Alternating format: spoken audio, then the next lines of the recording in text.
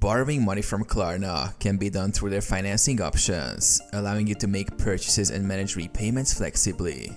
Here's how to do it. Create a Klarna account. Start by downloading the Klarna app from the App Store or Google Play Store. Sign up for an account if you don't already have one. Browse for purchases. Once logged in, browse partner retailers within the app or on their website. Klarna allows you to borrow money when you make purchases from these merchants. Select the payment option. At checkout, choose Klarna as your payment method. You'll be presented with options like Pay Later or Pay in 4.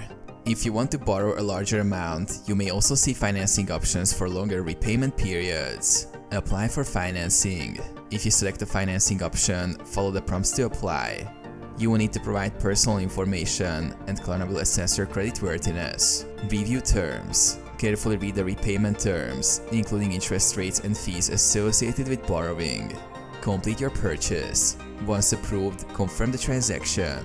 Klarna will cover the cost upfront, and you will repay them based on the selected terms.